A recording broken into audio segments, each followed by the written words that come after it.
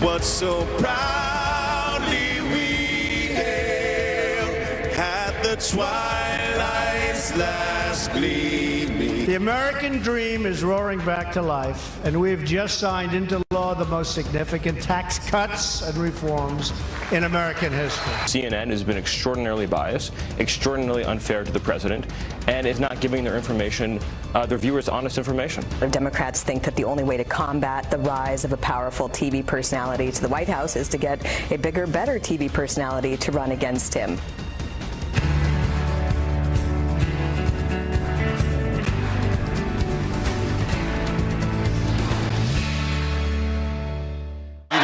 Trying to make up for it. Fires to the end zone. Touchdown! Alabama wins! And while you were sleeping, the Alabama Crimson Tide pulling off a stunning comeback win over the Georgia Bulldogs to claim the NCAA national title in overtime. What a game it was. Alabama playing their freshman quarterback in the second half, who delivered the 26-23 win. Well, head coach Nick Saban has now won six national championships, and that ties the all-time college football record by former Bama coach Bear Bryant. And we'll have much more on the big game and the patriotic moments that started the game coming up in just a moment. Good morning to you. You're watching Fox and Friends First on this Tuesday morning. I'm Heather Childers. Thank you so much for joining us. Well, the president was there, President Trump, there to see that championship finish, greeted by a roaring crowd before the game. Now, the commander-in-chief standing shoulder to shoulder. It was quite a sight with our nation's heroes on the field to see with how else the president plans to honor veterans today. Good morning, Griff. Good morning, Heather, and what a game. A freshman quarterback, freshman leading rusher, and freshman receiver catching that ball, and the president there to take it all in, honoring service members, and he will continue to honor them this afternoon, signing an executive order entitled Supporting Our Veterans During the Transition from Uniformed Service to Civilian Life. Now, on the way down to the game earlier in the day, the president stopping at what he called God's country in Nashville, addressing the annual American Farm Bureau's convention, calling for respect for the flag and the national anthem. We want our flag respected. We want our national anthem respected also. There's plenty of space for people to express their views and to protest. But we love our flag, we love our anthem, and we want to keep it that way. It was the first appearance by a sitting president in a quarter century, where he was joined by the Secretary of Agriculture, Sonny Perdue, and a group of Tennessee lawmakers connecting with the nation's heartland, hailing the benefits of the tax overhaul for family farmers and rural America. On NAFTA, I am working very hard to get a better deal for our country and for our farmers and for our manufacturers. It's under negotiation as we speak. We want to see even more victories for the American farmer and for the American rancher. Following the speech, he signed an executive order on rural broadband aimed at increasing access to farmers by easing the process of bringing private broadband infrastructure onto federal property. He also, during the speech, addressed issues like NAFTA and the opioid crisis, which has hit rural communities so hard. Heather? All right, Griff. By the way, who were you pulling for last night? You know, I went to Ole Miss, so as an SEC guy, I didn't have a dog in that hunt, but to see all freshmen, the receiver, the quarterback, and their leading rusher pull through like that, it is quite stunning, because down there in the South, football is as big as the NFL. Yeah, I know it. Better than the NFL, in my opinion. Yeah. All right, thank you so much, Griff. Appreciate it. Well, breaking overnight, North and South Korea kicking off the first diplomatic meeting in more than 2 years. This is historic. The South accepting an Olympic team from the North to participate in next month's games.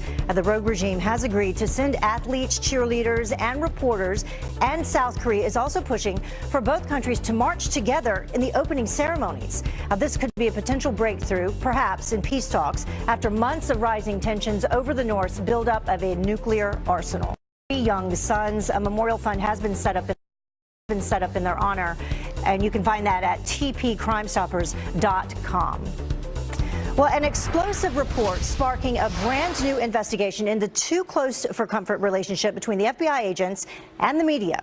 A never before seen text messages, these are new ones, reveal that those federal employees may be behind the White House leaks. Todd Pirro is here with the live details for us, some new details unfolding at this hour. Good morning, Todd. Good morning to you, Heather. Having sources in the news business is very normal, but you can't break the law to become a source. And so Republican-led House and Senate committees now investigating whether key players in the Russia investigation had contacts with the media that resulted in criminal leaks. Now, according to The Hill, in one exchange, FBI counterintelligence agent Peter Strzok and Lisa Page sent texts before Election Day 2016 suggesting they knew in advance about an article in the Wall Street Journal and would need to feign stumbling onto the story so it could be shared with colleagues. Here's the exchange. Page writing, article is out but hidden behind paywall, so can't read it. Strzok then writes, WSJ, meaning Wall Street Journal, boy, that was fast. Should I quote unquote find it and tell the team? FBI contacts with the media aren't necessarily criminal unless they spill confidential law enforcement or classified information. One of the lines of questioning that we have for the FBI agents we've talked to so far is who within the Bureau is authorized to talk to the media, because I can't speak for the Clinton investigation, but I can tell you with respect to the investigation into the Trump campaign, we have serious concerns about people with the Bureau talking to various media outlets that weren't authorized to speak on behalf of the Bureau. In the meantime, President Trump's lawyers are preparing for the possibility that Mueller's team will ask to interview the president as part of the Russia probe. Conversations with Mueller's team are in the early stage, but the president's legal team is considering an affidavit. The president has suggested he is willing to speak with Mueller if asked. Heather? All right, Todd Pirro joining us live this morning. Thank you, Todd. You know, by the way, there are 27 open leak investigations at the Department of Justice right now, and that is triple the number from the last 3 years combined. Well, the Hill's John Solomon broke this latest development on the agent's text messages, and he says that these, along with others already released, are leading lawmakers to question whether it was, in fact, an inside job. I don't think we know entirely, but congressional investigators certainly have a strong suspicion that these text messages point to an operation inside the FBI that was leaking information, spinning reporters, tracking down reporters. There's a whole effort where the two of them are trying to track down the great reporter from the New York Times, Matapuzzo. And why else would they be trying to track down a reporter unless someone wanted to talk to him? But I walked Peter Strzok and Lisa Page by the end of the month. To Nevada now, a Nevada rancher, Cliven Bundy, is a free man. A federal judge dismissing multiple charges against him, his two sons, and a militia member, stemming from an armed standoff, you may remember, that halted federal agents from rounding up his cattle back in 2014. The charges, including conspiracy, assault of a federal officer, and multiple weapons charges, being dismissed with prejudice, meaning that they cannot be tried again. Bundy would have faced life in prison if he had been convicted. Well, President Trump's efforts to boost the coal industry hitting a roadblock. The Republican-controlled Federal Energy Regulatory Commission rejecting a proposal by Energy Secretary Rick Perry to subsidize certain nuclear and coal power plants. Now, the industry has been struggling to compete with cheap natural gas and the rapid rise of renewable energy. And we have reached a tipping point, apparently, when it comes to tipping at restaurants. Just leave the 18 and let's go. Decided. I think that's all they expect. I'm not leaving any more additional tips here. No. I'm protesting it. I swear to you, I'm going to protest it. I don't think it's right. I'm going to follow your lead. It's a good protest. Well, it turns out a lot of people agree. According to the 2018 National Dining Trends Survey by Zagat, 43% of people surveyed want to get rid of the practice altogether, even if that means hiking up menu prices. And that brings us to today's Brew on this question. We want to know, would you rather pay more for your meal or tip your server? Email us at friendsfirst@foxnews.com or let us know by weighing in on Facebook, Twitter, and Instagram, and we'll share your comments a little bit later in the show. Well, the time now is about 10 minutes after the top of the hour, and Democrats set out to prove America needs more regulations to keep us safe from guns. No such luck. How their test just backfired big time. And Apple under new pressure to stop smartphone addiction in children. But is it really the company's responsibility? A reality check for concerned parents. And President Trump doing what he does best, taking his pitch straight to the people. Coming up, a farmer who was in the crowd in Nashville joins us live. There she is. Hello, good morning. Joins us to explain why the president's words give her family new hope. Looking forward to it. His words from President Trump as he rallies farmers in Nashville. In every decision we make, we are honoring America's proud farming legacy. Years of crushing taxes, crippling regulations, and corrupt politics left our communities hurting, our economy stagnant, and millions of hardworking Americans completely forgotten. You're forgotten no more. So what did the farmers in attendance think of his speech? Let's ask one. North Dakota farmer Val Wagner, who was in the audience for the president's speech, joins us this morning. Thank you so much, Val. Really appreciate it. Thank you, Heather. So what were you expecting going into this? Let's begin there. And what, after you heard him speak, what did you think? You know, going into it, I wasn't really sure what to expect. Since it's been quite some time since a sitting president has visited with us at the annual convention, you know, I just wasn't really sure if it was going to be more about promises for the future or just talking about things he had accomplished already. So to tell you the truth, I was pleasantly surprised to hear about some of the plans that he had. And then also he had signed 2 executive orders that were going to improve rural broadband, which is, you know, an issue that is at the heart of America right now. Yeah, trying to make sure we have access. Well, tell us, how does that impact you specifically? Your farm's been around for 50 years. What exactly does your farm produce, and how will that impact you? Well, we have crops and cattle that we both produce, and our farm has, you know, relatively fast internet access right now, but other farms across the country need that access to be able to not only compete in the marketplace and be able to be on a level playing ground with those that have that access, but also just being sure that they have access to the tools and technologies and that they're not cost prohibitive that other farms across the U.S. have available to them. And you have 3 sons. Do you expect to pass this on to them? Well, I actually have 4 boys. 4. And yes, my hope is that they're able to, we're able to make sure that the regulations and things that affect rural America are favorable for farming, so that I can protect this legacy that we have built for the next generation. And if they choose to come back to farm, that there's a farm for them to be able to come back to. And this was a historic moment to have the president there speaking to you about your needs and your industry. What did that mean to you, just to have him physically there listening to your needs? You know, as a history buff and as somebody who greatly respects the office of the President of the United States, to me, it was probably will go down as one of the most amazing moments in my life. But just to have him actually listen to what we've been going through and have him have some solutions for us, it just was a really great moment for all of rural America. Oh, that's so wonderful to hear. Thank you so much for joining us, Val. We really appreciate it. Thank you. And good luck with your farm and your boys. You also have a blog. How can they find your blog, just very quickly? Wagon Tales so you can find it at wagfarms.com. Okay, we'll let people know, because I read some of it. It's entertaining. Thank you. Have a great day. Well, the time now is about 18 minutes after the top of the hour. And it was Bernie Sanders' go-to phrase during the 2016 campaign. We're going to make public colleges and universities tuition free. Tuition free. Tuition free. Tuition free.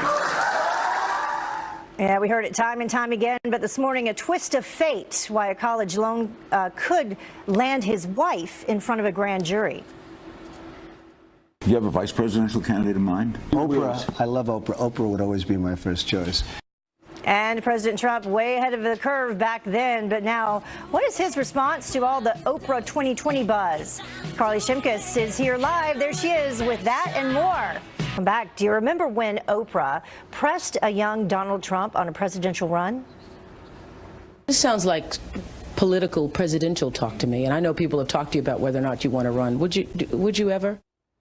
Would you ever? Well, as the left gushes over her potential political future, the Trump administration is welcoming the challenge. Carly Shimkus with Fox News Headlines 24/7, Sirius XM 115 is here with response from the White House. Good morning, Carly. Good morning, Heather. Well, following her rousing speech at the Golden Globes, calls for Oprah to run for president have reached new heights and have even garnered a response from the Trump administration. White House spokesperson Hogan Gidley said in a statement, "We welcome the challenge, whether it be Oprah Winfrey or anybody else." Now, NBC faced backlash yesterday for appearing to endorse Oprah, tweeting, "Nothing but respect for our future president." Well, they have since deleted that tweet and explained it a bit, saying a third-party agency posted it. It was in reference to a joke made at the Golden Globes and not a political endorsement.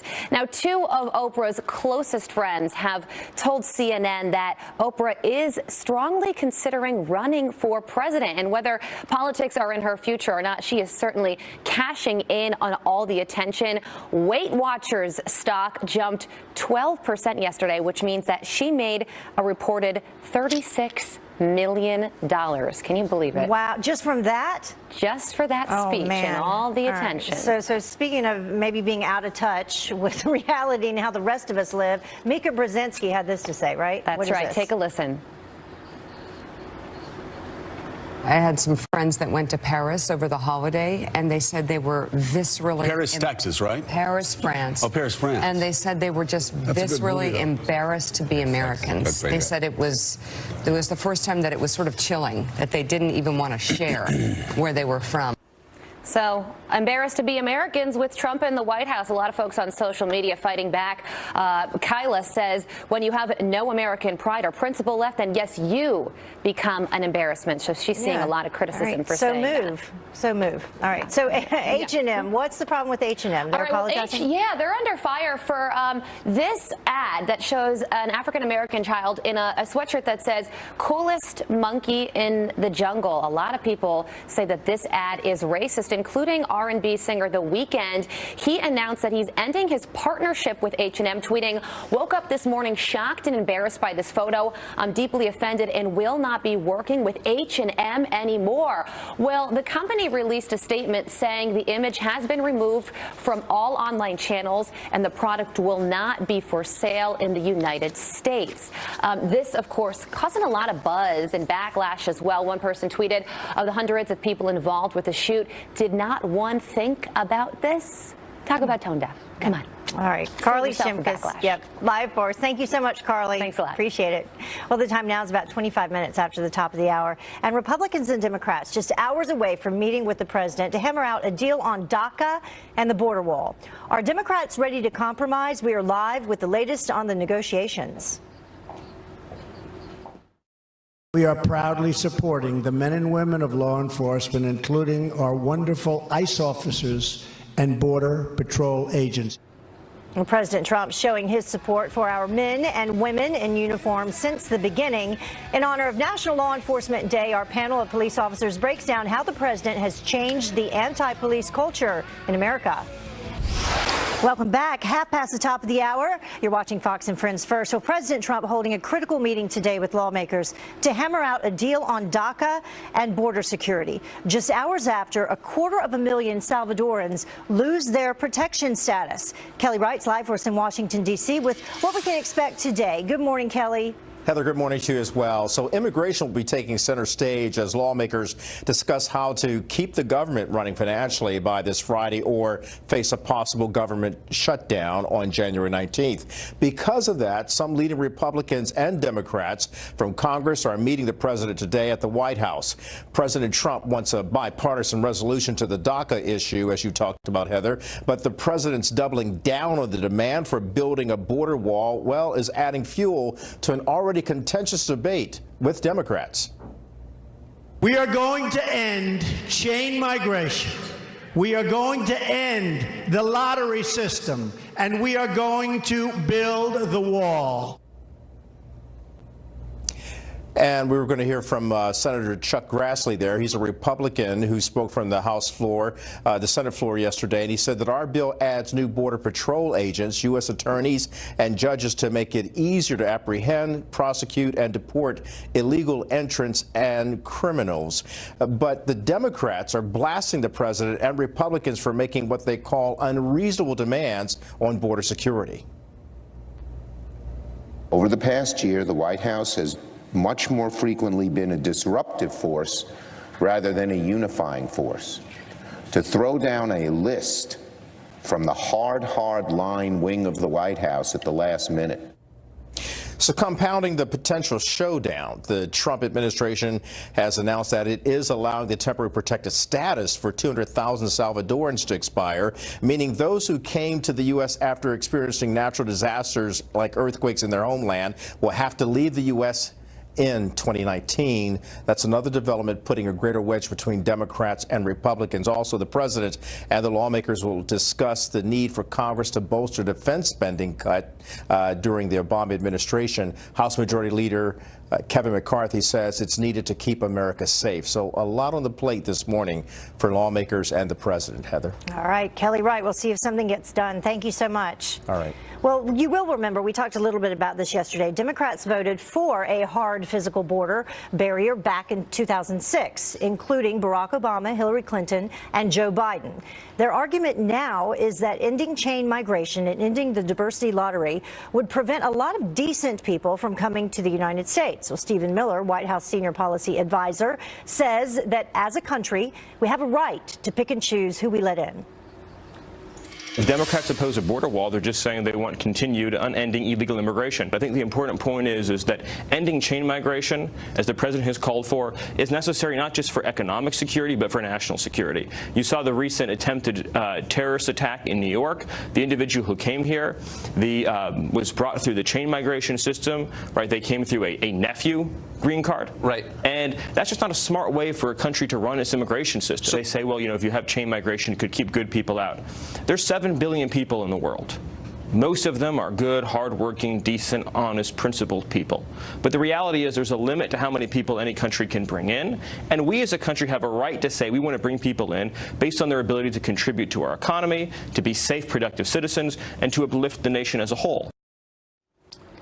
And we have this, the publisher of the White House tell-all Fire and Fury, calling President Trump's attempts to stop publication, quote, unconstitutional. In an email to employees, the CEO of Henry Holton Company says that they have no intention of honoring the president's cease and desist letter.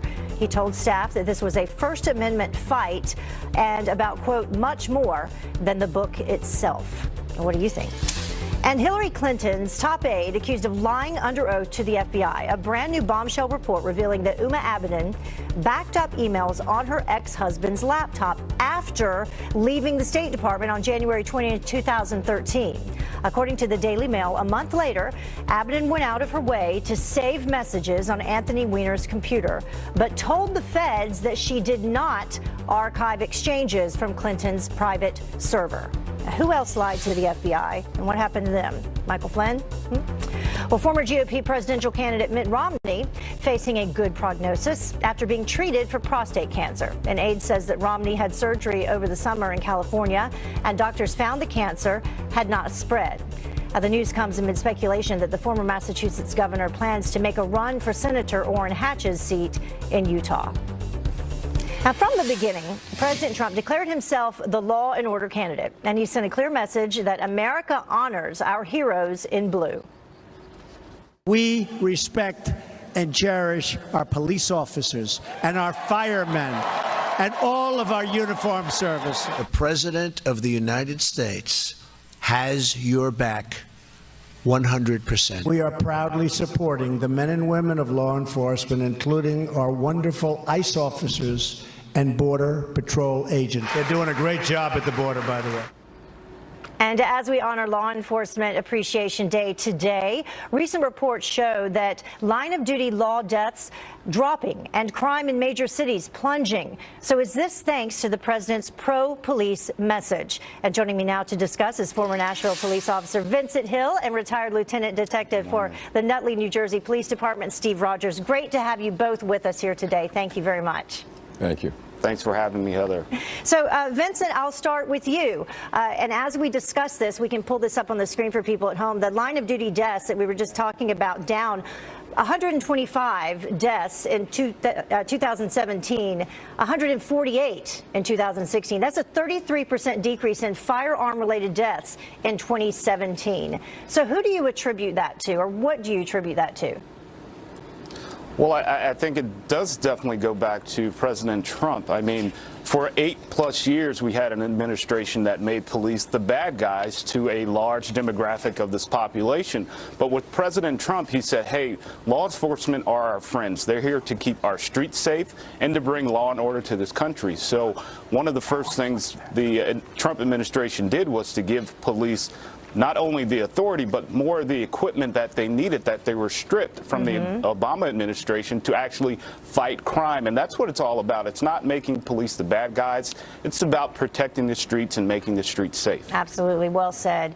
So, Steve, we can also show people the crime that's been down under President Trump, and people can read this for themselves, the different areas. New York, one of them there, down 5.2%. Washington, D.C., down 12.4%.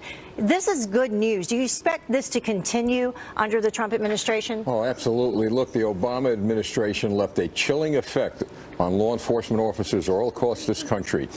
The Trump administration thawed that chill as a result of the president standing up for law enforcement officers from a federal level to a local level. So you're seeing this trend develop over the next few years, and it's going to continue. We're going to see a lot of safer cities, and we're going to see police officers begin to work very well with the community as we move forward. You know, and Vincent, you both actually know firsthand what it's like to be out there and to feel not appreciated. And tell us how law enforcement feels now, like the difference, the feeling inside when you go out there to do your job. Vincent? Well, listen, Heather, I think it's a sigh of relief, really, right? Because, you know, again, 8+ years of police being the bad guy. Anything that happened with police, they were automatically the bad guy. But they don't have that with this administration. So I think there's a sigh of relief in police departments across this country to say, yes, I can not only do my job, but also be supported in doing my job. Because let's be honest, police is not a pretty job. Sometimes you have to use force, but it doesn't necessarily mean it's always racial or excessive force. And you have an administration that supports police. Yeah, and Steve, it's a dangerous job to go out there and, you know, on any given day, not know if these people are going to return home to their families. They leave them behind to go out and do a job to keep us safe on the street. So it makes a tremendous difference, right, when they know they have the support from the very top down? Oh, absolutely. To have that support means a lot to them. And you know, there's a biblical scripture that says, greater love hath no man than to lay down his life for a friend. And that's the creed of police officers. And we thank God for a president who supports them. Oh, man, that's a great way to end the segment. Absolutely. Vincent, Steve, thank you so much. Appreciate you both, you know, having been in law enforcement. We appreciate that. And to everyone out there today, Law Enforcement Day, we appreciate you too as well, and your families. Thank you very much. Thanks. Thank you. Well, the time now is about 20 minutes until the top of the hour. Free speech under fire. The two companies being sued for allegedly silencing conservatives, stopping smartphone screen time. Should Apple be responsible for your kids' technology addiction? Our next guest putting parents in their place with a very strong message you need to hear. We're going to make public colleges and universities tuition free. Tuition free. Tuition free. Tuition free. Yeah, that was Bernie Sanders' go-to phrase during the 2016 campaign. But this morning, a college loan could have Sanders' wife sitting in front of a grand jury.